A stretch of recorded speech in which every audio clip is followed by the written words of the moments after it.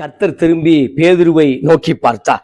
சேவல் கூவுவதற்கு முன்னே நீ என்னை 3 தரம் மறுதலிப்பாய் என்று கர்த்தர் தன்னிடத்தில் சொன்ன வசனத்தை உடனே பேதுரு நினைவு கூர்ந்து வெளியே போய் மனங்கசந்து அழுதார். லூக்கா புத்தகம் 22ஆம் அதிகாரம் 61 வாசிக்கிறோம். கர்த்தர் திரும்பி பேதுருவை நோக்கி பார்த்தார்.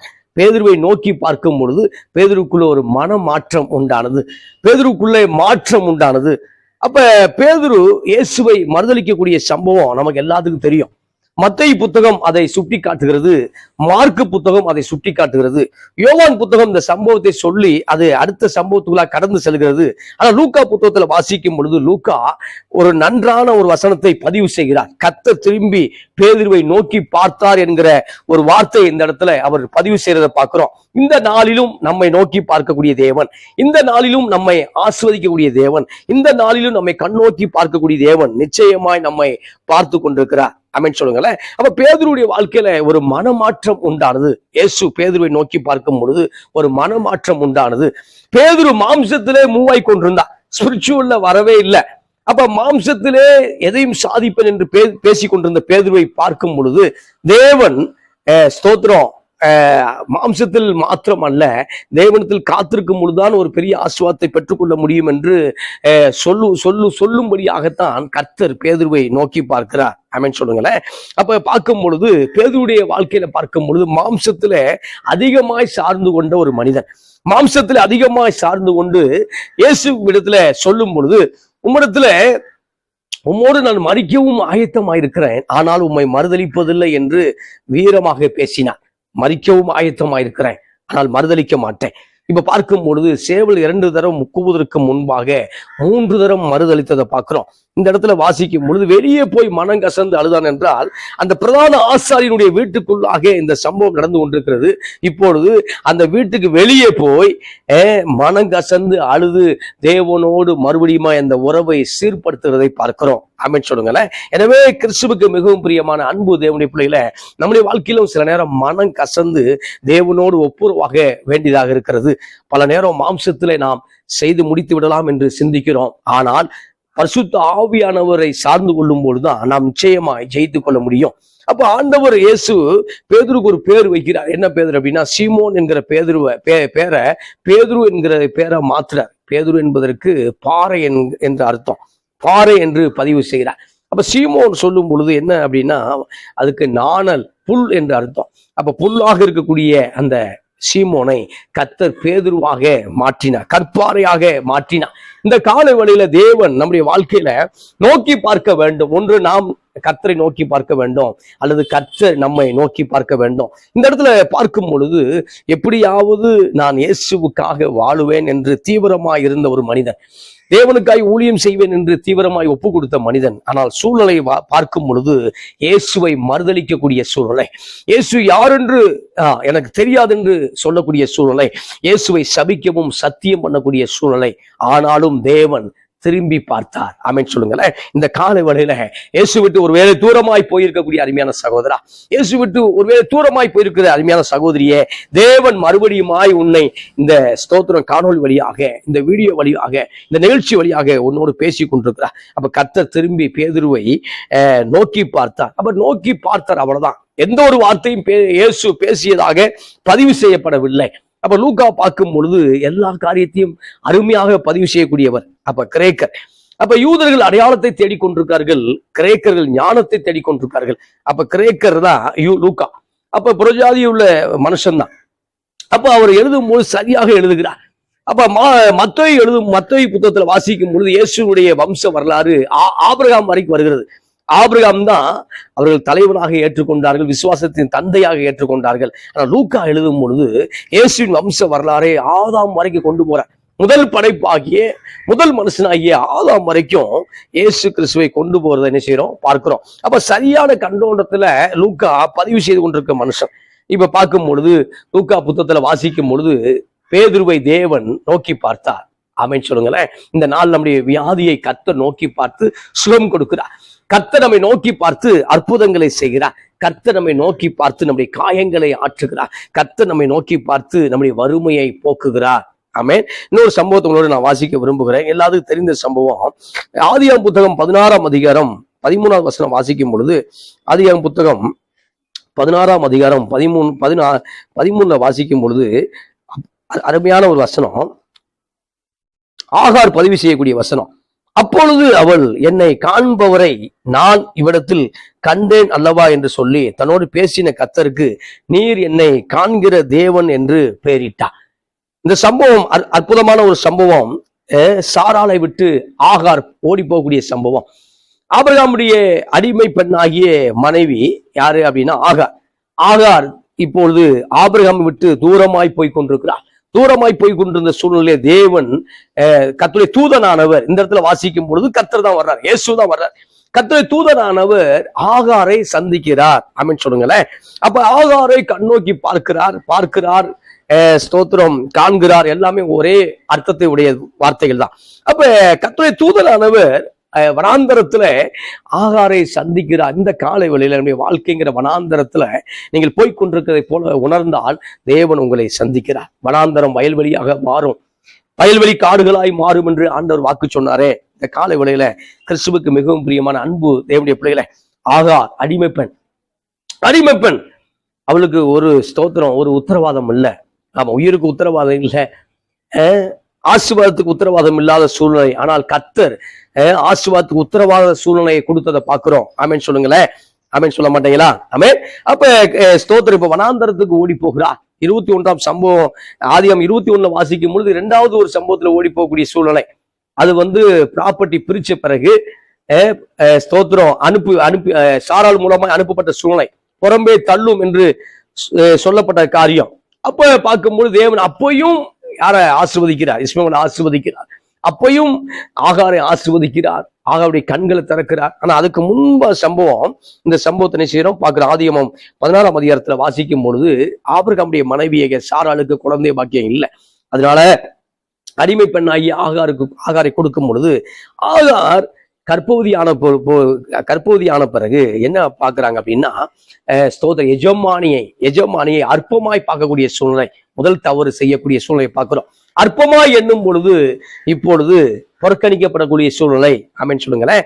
இப்படி வாழ்க்கையிலும் நாம் யாரையும் தேவனால் அபிஷேகம் பண்ணப்பட்ட மனிதர்களை அற்பமாய் நினைக்க கூடாது. தேவனால் உண்டாக்கப்பட்ட எந்த விதமான ஸ்தோத்திர மனிதர்களையும் அற்பமாக எண்ணக்கூடாது. இப்ப அற்பமாய் நினைக்கும் பொழுது, அற்பமாய் எண்ணும் பொழுது இப்பொழுது ஆகார் புறக்கணிக்கப்படுகிறார். ஆமா, இந்த நாள்ல தேவனுடைய வசனத்தை ஒருவேளை நீ அற்பமாய் எண்ணினா, திருச்சபை ஆராதனையை அற்பமாய் எண்ணினா, திருச்சபையுடைய ஸ்தோத்திரம் ஆண்டவருக்காய் நான் ஆராதிச்சு என்ன பலன் என்று சொல்லி ஒருவேளை அற்பமாய் எண்ணினால் ஸ்தோத்திரம் நிச்சயமாய் நாம் ஆசீர்வதிக்கப்பட முடியாது சகோதரா, சகோதரியே. அப்ப எஜமானி ஆபிரகாமுடைய ஸ்தோத்திரம் வாரிசை சுமக்க வேண்டியவள் அற்பமாய் எண்ணினால ஸ்தோத்திரம் நிராகரிக்கப்பட்டதை பார்க்கிறோம் இந்த காலை வேளையில. நீங்க ஒரு நாளும் யாரும் நிராகரிக்க கூடாது, யாரையும் ஒரு நாளும் அற்பமா எண்ணக்கூடாது. இப்ப அற்பமா எண்ணப்பட்டதுனால ஸ்தோத்திரம் ஆபிரகாமுடைய மனைவி முதல் மனைவி சாராள் கடினமாய் வேலை வாங்கினான். கடினமான வேலை வாங்கும் பொழுது இப்பொழுது துரத்தப்படக்கூடிய சூழ்நிலையை பார்க்கிறோம். ஆமென் சொல்லுங்களேன். அப்ப கடினமாய் வேலை வாங்குறான். இந்த அம்மா அற்பமாய் ஸ்தோத்திரம் எண்ணினதும் முதல் தவறு, இவர்கள் கடினமாய் வேலை வாங்கினதும் தவறு. ரெண்டு பக்கம் தவறு இருக்குது. இப்பொழுது வாசிக்கிற ஆதியாகமம் 16ஆம் அதிகாரம் 7 வாசிக்கும், கர்த்தருடைய தூதனானவர் அவளை வனாந்தரத்திலே சூருக்கு போகிற வழியருகிலே இருக்கிற நீரூற்றண்டிலே கண்டு, சாராயின் அடிமை பெண்ணாகிய ஆகாரே எங்கிருந்து வருகிறார்? அவருடைய முகவரிய சாராயின் அடிமை பெண்ணாகிய ஆகாரே என்றுதான் வருகிறது. அப்படின்னா பரலோகம் அந்த உறவை அங்கீகரித்து கொண்டிருக்கிறது, பரலோகம் அந்த காரியத்தை அங்கீகரித்திருக்கிறது. எனவே அடிமை பெண்ணாகிய ஆகாரே என்று அந்த வசனம் சொல்லுகிறத பார்க்கிறோம். எங்கே இருந்து வருகிறாய், எங்கே போகிறாய் என்று கேட்டார். அவள் நான் என் நாச்சியராகிய சாராயை விட்டு ஓடி போகிறேன் என்றார். அப்ப எங்க இருந்து வருகிறாய், எங்க போகிறாய்? இந்த காலை வேளையில கர்த்தரை விட்டு எங்க போகிறாய், கர்த்தரை விட்டு எங்கே வருகிறாய்? யோனா பார்க்கும் பொழுது கர்த்தரை விட்டு தூரமாய் போக தர்சுக்கு கப்பல் ஏறினதை பார்க்கிறோம். அப்ப கர்த்தரை விட்டு தூரமாய் போவதற்கு ஒரு பிளான் யோனாட்ட இருந்தது. அப்ப ஆகார்கிட்ட ஒரு பிளான் இருந்தது, சாரா விட்டு தூரமாய் போகக்கூடிய பிளான். இந்த நாள்ல உங்களுக்கு ஏதோ ஒரு பிளான் இருக்கு. அப்ப தேவனை விட்டு தூரமாய் போகக்கூடிய ஏதோ பிளான் இருக்குதா? வாக்கு தத்துவத்தை விட்டு வசனத்தை விட்டு தூரமாய் போகக்கூடிய பிளான் இருக்குதா? இல்ல மறுபடியுமாய் கர்த்தரிடத்துல வாருங்கள், ஆமென் சொல்லுங்களேன். ஏற்ற காலத்துல கர்த்தர் உங்களை உயர்த்தும்படிக்கு அப்படியே பலத்த கரங்குக்குள்ள அடங்கிருங்கள் என்று பைபிள் சொல்லுது. அப்ப பைபிள் சொல்லுது, சும்மா சொல்லல. அப்ப கர்த்தர் உயர்த்தும்படியாக அவருடைய பலத்த கரங்களுக்குள்ள அடங்கிருங்க. கர்த்தர் நிச்சயமாய் உங்களை உயர்த்துவார். ஆமேன் சொல்லுங்களேன். ஆமேன் சொல்ல மாட்டீங்களா? ஆமேன். அப்ப உயர்த்துவார். அப்ப எங்க இருந்து வருது, எங்க போகணும், நாச்சியரை விட்டு ஓடுறேன் அப்படி சொல்லும் போது கர்த்தருடைய வார்த்தை என்ன வருது அப்படின்னா, அப்பொழுது கர்த்தருடைய தூதனானவர், நீ உன் நாச்சியர் அண்டைக்கு திரும்பி போய் அவள் கையின் கீழ் அடங்கியிரு என்றார். ஆமா, இப்போ ஓடக்கூடிய சூழ்நிலை சரியில்லாத சூழ்நிலை. நீ இன்னொருக்க ஓடணும். அதிகாரம் 21ஆம் அதிகாரத்துல வருகிறது. அப்ப இன்னொரு 13 ஆண்டுகள் 14 ஆண்டுகள் ஆக வேண்டும். அப்ப அதுக்கப்புறம் தான் உன்னுடைய அந்த செகண்ட் சீசன் ஆரம்பிக்க போகுது. அப்ப இப்ப ஓடக்கூடிய சூழ்நிலை அல்ல. இப்பொழுது நீ அடங்கீர் என்று சொல்லி மறுபடியும் திரும்ப அனுப்புறத பாக்குறோம். இந்த நாள்ல சில இடத்துல அடங்கி இருக்கும்படி தேவன் உங்களை நியமித்திருக்கிறார். நம்ம அடங்கி இருக்க கற்றுக்கொள்ள வேண்டும். ஆமென் சொல்லுங்களேன். அடங்க மறுன்னு போயிடக்கூடாது. அப்ப அடங்கி இரு என்று கர்த்தருடைய வார்த்தை வரும் பொழுது ஆகார் மறுபடியும் எங்க போகிறான்னா, நாச்சியாரை அண்டை தேடி சாராளை தேடி போய் மறுபடியும் 14 ஆண்டுகள் இஸ்மவேல் வளரும்படி வளரும் வரைக்கும் அங்க அடங்கி இருக்கிறத பாக்குறோம். இந்த நாள்ல உங்களுக்குள்ள ஆசீர்வாதங்கள் வளரும் வரைக்கும் காத்துருங்க. உங்களுக்குள்ள நன்மைகள் வளரும் வரைக்கும் காத்துருங்க. அதுல சொல்லும் பொழுது கர்த்தருடைய தூதனானவர் சொல்றாரு. தூதனானவர் என்றால் இயேசு கிறிஸ்துவை குறிக்குது. தூதன் என்பது ஏஞ்சலை குறிக்குது, தூதனை குறிக்குது. தூதனானவர் என்கிற வரும் பொழுது மோசே சந்தித்தார். இங்கே சந்திக்கிற பல இடங்கள்ல கர்த்தருடைய தூதனானவர் மனோவாய் சந்திக்கிறார். அப்ப தூதனானவர் என்பது இயேசு கிறிஸ்துவை குறிக்கிறது பழைய ஏற்பாடுல. அப்ப கர்த்தருடைய தூதனானவரை நோக்கி, உன் சந்ததி மிகவும் பெருக பண்ணுவேன், அது பெருகி எண்ணி முடியாயிருக்கும் என்றார். பின்னும் கர்த்தருடைய தூதனானவர் அவரை நோக்கி, நீ கர்ப்பவதியாயிருக்கிறாய், ஒரு குமாரனை பெறுவாய், கர்த்தர் உன் அங்கலாய்ப்பை கேட்டபடியினால் அவனுக்கு இஸ்மவேல் என்று பெயரிடுவாயாக. அப்ப அங்கலாய்ப்பை கேட்டவர், இஸ்மவேல் என்கிற பேருக்கு அர்த்தம் நம்முடைய அங்கலாய்ப்பை கேட்டவர். இந்த நாள்ல நம்முடைய அங்கலாய்ப்பை பார்க்கிறார். ஆமென் சொல்லுங்களேன். எந்த விதமான வருத்தங்கள் இருந்தாலும் வருத்தத்துக்கு தேவ சமூகத்துல நிவாரணம் இருக்கிறது. எந்த விதமான ஸ்தோத்திர பெயின் இருந்தாலும் அந்த பெயின் கில்லருடைய மெடிசன் கர்த்தருடைய கருத்தில் இருக்கிறது. ஆமென் சொல்லுங்களேன். எனவே உங்களை பயமுறுத்தக்கூடிய காரியங்கள், அச்சுறுத்தக்கூடிய காரியங்கள், அதை விட்டு தூரமாய் ஓடி போனா சரியா இருக்கும் என்று ஆகார் நினைத்து கொண்டிருந்தால், ஆனால் கர்த்தர் சொல்ற இப்ப சரியாக இருக்காது, நீ மறுபடியும் போய் அடங்கியிரு என்று சொல்றார். ஆமென் சொல்லுங்களேன். எனவே கேட்ட காலத்துல கர்த்தர் உங்களை உயர்த்தும்படிக்கு அப்படி பலத்த கருத்துக்குள்ளாக அடங்கி இருங்கள். ஆமென் சொல்லுங்களேன். அப்ப குடும்பத்தில் ஒருவேளை நெருக்கப்பட்டு கொண்டிருக்கலாம். இதை பார்த்து கொண்டிருக்கிற சகோதரிகள் நெருக்கப்பட்டிருக்கலாம். ஸ்தோதரி பிசினஸ்ல நெருக்கி கொண்டிருக்கலாம். நீங்க பார்க்கக்கூடிய ஒர்க்ல நெருக்கி கொண்டிருக்கலாம். ஒர்க்ல நெருக்கும் போது வேலையை விட்டுறேன், 1 லட்சம் ரூபாய் சம்பளம்னாலும் சோத்திரம் வேலையை விட்டு வந்துடுறான், நெருக்கம் வெளியே வந்துடுறான். ஆனா சில இடத்துல அவெல்லாம் பாக்குறது இல்லை. அடிமை போல் நடத்தக்கூடிய சில காரியத்தை பாக்குறது இல்லை. எவ்வளவு நெருக்கப்படுகிறார்கள். இப்ப நெருக்கப்படும் பொழுது ஸ்தோத்திரம் ஓடி விட வேண்டாம், கர்த்தருக்கு காத்துருங்க. அந்த நெருக்கத்திலிருந்து கர்த்தர் உங்களை வெளியே கொண்டு வருவார். ஆமென் சொல்லுங்க. அவர்கள் எவ்வளவாய் நெருக்கினார்களோ அவ்வளவாய் பெருகினார்கள். அப்ப நெருக்கம் பயங்கரமா இருந்துச்சு எங்க ஸ்தோத்திரம் எகிப்துல. ஆனால் இஸ்ரவேல் மக்கள் கூட்டம் கூட்டமாய் பெருகினார்கள். ஆமென் சொல்லுங்களேன். அப்ப பின்னும் கர்த்தருடைய தூதனானவர் சொல்றாரு, நீ கர்ப்பவதியா இருக்கிறாய், நீ இஸ்மவேலை பெறும் வரைக்கும், இஸ்மவேலுக்கு 14 வயது வரைக்கும் இப்ப என்ன செய்யணும், நீ காத்து கொண்டிருக்க வேண்டும் என்று ஆண்டவர் பதிவு செய்கிறார். ஆமென் சொல்லுங்களேன். எனவே இந்த காலை வேளை கிறிஸ்துவுக்கு மிகவும் பிரியமான அன்பு தேவனுடைய பிள்ளைகளே, அப்ப இந்த சம்பவம் நடந்து கொண்டிருக்கிறது. இந்த சம்பவம் நடக்கும் பொழுதுதான் ஒரு பெயர் வைக்கிறார், தேவனுக்கு ஒரு பெயர் வைக்கிறார்.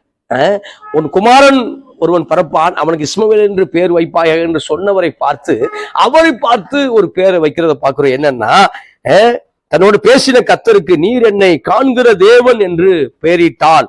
ஆமென் சொல்லுங்களேன். அல்லேலூயா. அப்ப கர்த்தருக்கு ஒரு பெயர் வைக்கிறத பார்க்கிறோம், நீர் என்னை காண்கிற தேவன். இந்த கால வேளையில உன்னை கர்த்தர் காண்கிறார், வேதனைகளை காண்கிறார், பிரச்சனைகளை காண்கிறார்.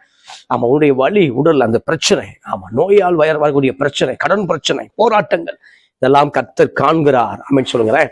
அப்ப கர்த்தர் காண்கும் பொழுது அந்த இடத்துல அற்புதம் நடக்குது. இங்க கர்த்தர் பார்க்கும் பொழுது ஸ்தோத்திர ஆகாருடைய வாழ்க்கையில ஒரு அற்புதம் நடக்குது. ஆகார் மறுபடியும் அலைந்து தெரிய வேண்டிய அவசியம் இல்லை. மறுபடியும் எங்க போறாங்க, எங்க போகிறோம், சாராளை நோக்கி போகிறதை பார்க்கிறோம்.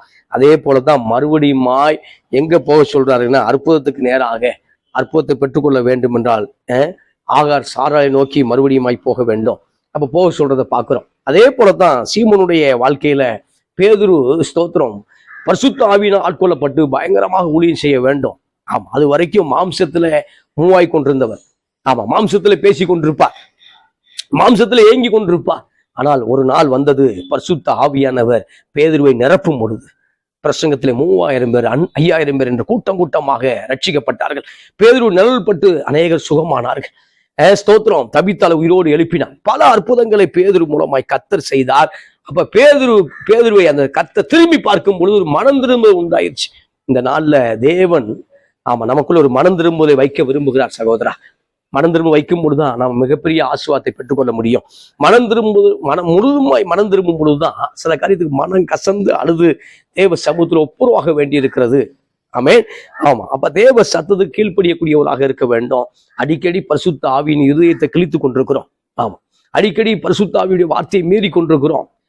பேதுரு பார்க்கும் பொழுது உம்மோடு மறிக்கவும் ஆயத்தமா இருக்கிறேன், ஆனால் உம்மை காட்டி கொடுப்பதில்லை, மறுதளிப்பதில்லை என்று சொன்னவர் 3 முறை மறுதளித்தார்.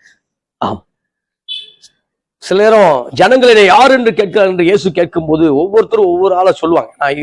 நீ யோவான் ஸ்நானன், நீ எலியா, நீ ஒரு தீர்க்கதரிசி, இப்படி சொல்லிட்டு இருக்கும் போது நீ ஜீவனுள்ள தேவனுடைய குமாரனாகிய கிறிஸ்து அப்படிம்பார். ஒரு வெளிப்பாடை பேசுவார். ஆனால் சிலுவைக்கு தேவன் போகக்கூடாது என்று பேசுவார். அப்ப அப்படி ஆவிக்குரிய வளர்ச்சி ஒரு நாள் வேகமாக இருக்கும், ஒரு வாரம் உயரமாக இருக்கும், ஒரு மாதம் உயரமாக இருக்கும், அடுத்த மாதம் கீழே விழுந்துரும். இந்த நாள்ல அப்படிப்பட்ட சூழ்நிலை இருக்கக்கூடிய அநேக பேதுருகள் இருக்கிறார்கள், அநேக சீமோன் இருக்கிறார்கள். உங்களை கர்த்தர் காண்கிறார். உங்களை மறுபடியும் பரிசுத்த ஆவியுடைய அபிஷேகத்தால் நிரப்பி மறுபடியும் மேலே கொண்டு போகிறார். ஆமென் சொல்லுங்களேன். அவன் மேலே வர வேண்டும். அப்பதான் சொல்றாரு, உயிர்த்தெழுந்த பின்புக்கும் பேதுரு மறுபடியும் வராம இருந்துக்கூடாதுங்கிறதுக்காக நான் உங்களுக்கு முன்னே கலிலேயுக்கு போவேன், அதை என் சகோதரருக்கு அறிவிங்க, பேதுருவுக்கும் சொல்லுங்கள் என்று ஆண்டவர் சொல்லுவார். அதை நீங்க மத்தேயு மார்க்ல நீங்க வாசிக்க முடியும்.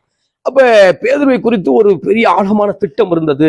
அந்த திட்டத்தினாலதான் கர்த்தர் பேதுரு மறுதளித்தாலும் கர்த்தர் நோக்கி பார்த்தார். இந்த நாள்ல உங்களை குறித்து தேவனுடைய திட்டம் மிக பெரிதாக இருக்கிறது. சூப்பர்ல, இது எப்படி இருக்கு? உங்களை குறித்து தேவனுடைய திட்டம் பெரிதாக இருக்கிறது.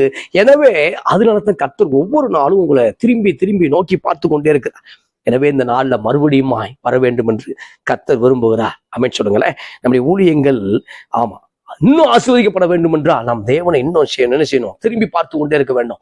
இதைத்தான் யோவான் எழுதும் போது 1 யோவான் 1:1 வாசிக்கும் பொழுது நாங்கள் ஒரு காரியத்தை நோக்கி பார்த்திருக்கிறோம்.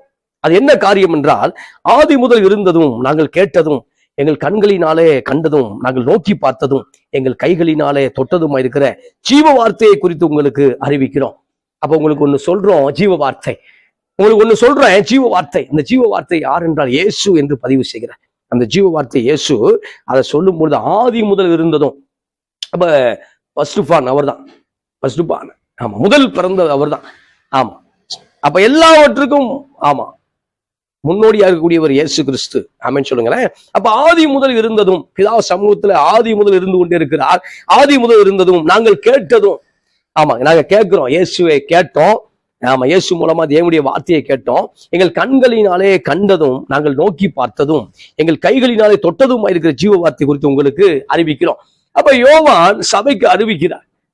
யோவான் சபைக்கு அறிவிக்கிற என்னன்னா, நாங்கள் தொட்டு பார்த்த இந்த ஜீவ வார்த்தை, நாங்க எதை தொட்டு பார்த்தோம் அப்படின்னா இயேசுவை தொட்டு பார்த்தோம். இயேசுவை தொட்டு பார்த்தது ஒண்ணுதான், ஜீவ வார்த்தையை தொட்டு பார்க்கறது ஒண்ணுதான். ஏன்னா வார்த்தை தான் இயேசு, அவர் தான். இயேசுதான் வார்த்தை. அப்ப 1 யோவான் 1:1 சொல்லும் பொழுது, ஆதி முதல் இருந்தது, நாங்கள் கேட்டது, எங்கள் கண்களினால கண்டது, நாங்கள் நோக்கி பார்த்தது. அப்ப கிறிஸ்துவுக்கு மிகவும் பிரியமான அன்பு சகோதரா, பிரச்சனை வரும்பொழுது நாம் நோக்கி பார்க்க வேண்டியது திருவசனத்தை. போராட்டங்கள் வரும்பொழுது நாம் நோக்கி பார்க்க வேண்டியது திருவசனத்தை. பயத்தின் ஆவி நம்மை மேற்கொள்ள வரும் பொழுது நாம் நோக்கி பார்க்க வேண்டியது திருவசனத்தை. அசுத்த வல்லமைகள் நம்மை மேற்கொள்ள வரும் பொழுது, பாவ செயல்கள் நம்மை மேற்கொள்ள வரும் பொழுது நாம் நோக்கி பார்க்க வேண்டியது தேவனுடைய வார்த்தையை, தேவனுடைய வசனத்தை, தேவனுடைய ஊழியக்காரர்கள் பேசக்கூடிய காரியத்தை நோக்கி பார்க்கும் பொழுது நாம் நிச்சயமாய் வெளியே வர முடியும். ஆமென் சொல்லுங்களேன். அப்ப நெடுங்காலமாக ஒருவேளை பாவம் பாட்டி கொண்டிருக்கலாம், இந்த காலை வேளை கர்த்தர் விடுவிக்கிறார். நெடுங்காலமாக அசுத்த வல்லமைகள், தவறான படங்கள் உங்களை என்ன செய்து கொண்டிருக்கலாம், மோசம் பண்ணி கொண்டிருக்கலாம். இந்த நாள் அநேக வாலிபர்களை கர்த்தர் விடுவிக்கிறார். அநேக வாலிப சகோதரிகளை கர்த்தர் என்ன செய்ய விடுவிக்கிறார். ஆமென் சொல்லுங்களேன். அப்ப எதையோ நீங்க தொட்டு பார்த்துக்கிட்டு இருக்கீங்க, நீங்க தொட்டு பார்க்க வேண்டியது இயேசுவின் வசனத்தை. இது எப்படி இருக்கு? நம்ம எதையோ தொட்டு பார்த்து கொண்டிருக்கிறோம். நம்ம தொட்டு பார்க்க வேண்டியது தேவனுடைய ஜீவ வார்த்தை. அதைத்தான் தொட்டு பார்த்தல் என்று சொல்லப்பட்டிருக்கு. அதில் நாங்கள் நோக்கி பார்த்தது, எங்கள் கைகளினால தொட்டதுமா இருக்கிற ஜீவ வார்த்தை. அப்ப கைகளினால ஒவ்வொரு நாளும் தொட்டுக்கிட்டே இருக்கான். ஆமா, தேவனுடைய வார்த்தையை தொட்டுக்கிட்டே இருக்கான். சூப்பர்ல. அப்ப கைகளினால எதை தொட வேண்டும்? ஜீவ வார்த்தையை தொட வேண்டும். அதான் டச்சிங்லயே இருக்கு. அப்ப ஜீவ வார்த்தை தொட நீங்கள் அழைக்கப்பட்டிருக்கிறீங்க. ஆமென் சொல்லுங்களேன். அப்ப நிறைவு செய்ய விரும்புகிறேன். யோவான் 1:14 சுவிசேஷ புத்தகம் யோவான் 1:14 சொல்லும்போது அவருடைய மகிமையை கண்டோம். அது பிதாவுக்கு ஒரே பேரனுடைய மகிமைக்கு ஏற்ற மகிமையா இருந்தது. அப்ப அவர் நம்மை நோக்கி பார்க்கும்போது நம்ம மேல மகிமை வருகிறது. நாம் அவரை நோக்கி பார்க்கும்போது நம்ம மேல மகிமை உள்ளே வருகிறது. குளோரி உள்ள வருது. குளோரிக்குள்ள வர்றோம். ஆமென் சொல்லுங்களேன். அப்ப குளோரி நம்மளை விட்டு போயிடுச்சு அப்படின்னா, மேகம் நம்மளை விட்டு போயிடுச்சு அப்படின்னா, ஸ்தோத்திரம், யாரு வேணா நம்மளை ஓவர்டேக் பண்ணிடுவாங்க. மேகம் நம்மளை விட்டு போயிடுச்சுன்னா நம்ம ஆசீர்வாதத்துக்கு சொந்தக்காரர்களாக இருக்க முடியாது. எனவே இஸ்ரவேல் மக்கள் வனாந்தரத்துல அந்த மேகத்துக்குள்ளாகவே இருந்தார்கள். ஆமென் சொல்லுங்களேன். மேகம் பரிசுத்த ஆவியானவருக்கு அடையாளமாக இருக்கிறது. மேகம் புறப்படும் பொழுது இஸ்ரவேல் மக்களும் புறப்பட்டார்கள். மேகம் தங்கி இருந்தால் இஸ்ரவேல் மக்களும் தங்கி இருந்தார்கள். 1 மாதம் வரைக்கும் மேகம் தங்கியிருந்தாலும் இவர்கள் 1 மாதம் வரைக்கும் டென்ட் போட்டிருப்பான். இவன் மூவ் ஆக மாட்டான். இந்த காலை வேளையில நம்முடைய மேகமாகிய பரிசுத்த ஆவியானவர், மேகமாகிய பரிசுத்த ஆவியான இறைவன் அவர் மூவ் ஆக வேண்டும். நம்ம வாழ்க்கையில முன்னே போகும் பொழுது நாம் நிச்சயமாய் பின்னே போகும் பொழுது ஆசீர்வதிக்கப்பட முடியும். ஆமென் சொல்லுங்களேன். அப்ப மேகம் வர வேண்டும். அப்ப நான் ஜீவ வார்த்தையை தொட்டு பார்க்கும் பொழுது, ஜீவ வார்த்தையை நோக்கி பார்க்கும் பொழுது, கர்த்தர் என்னை நோக்கி பார்க்கும் பொழுது நான் மகிமைக்குள்ளாக மாறுகிறேன். அந்த மகிமை எனக்குள்ள வந்த உடனே ஸ்தோத்திரம் ஆசீர்வாதமாக அமைகிறது. மகிமை வந்த உடனே நான் பேர் கிறிஸ்தவன் அல்ல, இயேசுவுக்காய் மரிக்கவும் ஆயத்தம் உள்ள ஊழியக்காரன். நான் பேர் கிறிஸ்தவன் அல்ல, இயேசுவுக்காய் வாழக்கூடிய ஒரு நல்ல ஒரு விசுவாசி. ஆமென் சொல்லுங்களேன். அப்ப இயேசு நோக்கி பார்க்கும் பொழுது வெளியே போய் மனங்கசந்து அழுததை பார்க்கிறோம். ஆமா, வெளியே போய் யாருக்கும் தெரியாமல் ஒரு அழுகை. அந்த அழுகையை கர்த்தர் பார்த்தார் இந்த காலை வேளையில. ஆமா, யாருக்கும் தெரியாம இன்னைக்கு அநேகர் ஸ்தோத்திரம் நம்ம மேல இறக்கமா விட்டுருவாங்கிறதுக்காக அநேகருக்கு முன்பே அழுது கொண்டிருக்கிறோம். ஆமா, அழுது கொண்டிருக்கிறோம். ஆனால் பேதுரு மனம் கசந்தார், வெளியே போய் அழுதார், கர்த்தர் மன்னிச்சார். ஆமென் சொல்லுங்களேன். ஆனால் மனம் திரும்புவதில் யூதாஸ்காரி நிராகரித்தார். அவர் மனம் திரும்பல, மனம் கசந்து அழுகல.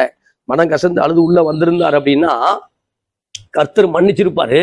ஆமா, அவர் நோக்கி பார்க்கல. பேதுரு கர்த்தர் நோக்கி பார்த்தது போல, அல்லது பேதுரு மறுபடியும் இயேசுவை நோக்கி பார்த்தது போல யூதாஸ் காரியோத்து நோக்கி பார்க்கவில்லை. பார்த்திருந்தால் இரக்கம் பெற்றிருக்க முடியும். எனவே இந்த நாள்ல அநேக தற்கொலைக்கு நியமிக்கப்பட்டிருக்கிற யூதாஸ், ஆமா, தேவனை நோக்கி பாருங்கள், நீங்கள் வாழ்வு அடைவீர்கள். அநேகர் இயேசுவை மறுபடியும் நோக்கி பாருங்கள், நீங்கள் வாழ்வடைய முடியும். நிறைவு செய்ய விரும்புகிறேன். இப்ப நோக்கி பார்க்கும் பொழுது மகிமைக்குள்ளாக வாழ முடியும். நோக்கி பார்க்கும் பொழுது ஆசீர்வாதத்துக்குள்ளாக மாற முடியும். நோக்கி பார்க்கும் பொழுது பரிசுத்த ஆவியானுடைய மேகம் நம்மை நடத்துகிறது. அப்ப யோவான் 1:14 சொல்லும்போது அவருடைய மகிமையை கண்டோம். நம்ம மகிமையை பார்த்துட்டோம் சார். ஆமா, எதை பார்க்கிறோமோ இல்லையோ மகிமையை பார்த்துட்டோம். மகிமையை பார்த்தோம். அது பிதாவுக்கு ஒரே பேரானவருடைய ஆமா மகிமை ஏற்ற மகிமையா இருந்தது. அந்த மகிமையை பார்த்துட்டோம். அந்த மகிமை உண்மையான மகிமை. அந்த மகிமையை தொட்டுட்டோம். அந்த மகிமையோட டிராவல் பண்றோம். ஆமென் சொல்லுங்களேன். இந்த நாள்ல நீங்கள் அந்த மகிமையை பெற்றுக்கொள்ள வேண்டும். நீங்கள் அந்த மகிமையோடு வாழ வேண்டும். கர்த்தர் உங்களை நிச்சயமாய் ஆசீர்வதிப்பார். ஒரு நிமிடம் உங்களுக்கு ஜெபிக்க விரும்புகிறேன். ஜெபிப்போமா. நல்ல பிதாவே, நன்றியோடுமே நாங்கள் துதிக்கிறோம், ஸ்தோத்திரிக்கிறோம் ஆண்டவரே. இந்த நாள்ல ஸ்தோத்திரம் எங்களோடு அமர்ந்திருக்கிற, எங்களோடு ஜெபித்துக் கொண்டிருக்கிற அருமையான சகோதர சகோதரி கண்ணோக்கி பார்க்கும்படியா ஜெபிக்கிறோம். இந்த நாளிலே ஸ்தோத்திரம் ஆகாருடைய வாழ்க்கையில அற்புதத்தை செய்தது போல அருமையான பிள்ளைகள் வாழ்க்கையில அற்புதம் செய்யும்படி நாங்கள் ஜெபிக்கிறோம். குழந்தை பாக்கியம் உண்டாகட்டும், நன்மைகள் பெற்றுக்கொள்ளட்டும், கடன் பிரச்சனைகள் மாறட்டும், போராட்டங்கள் மாறட்டும், சமாதானம் உண்டாகட்டும், செழிப்பு உண்டாகட்டும். ஆண்டவரே ஸ்தோத்திரம் பிள்ளைகளை பாதுகாத்து ஆசீர்வதிக்கும்படியா ஜெபிக்கிறோம்ப்பா. தொடர்ந்து நம்முடைய பிள்ளைகளோடு இருப்பீராக. காத்துக்கொள்ளுங்க, வழிநடத்துங்க. இயேசுவின் நாமத்தில் பிதாவே, ஆமென், ஆமென். கர்த்தர் உங்கள் ஜெபத்தை கேட்டிருக்கிறார். நிச்சயம்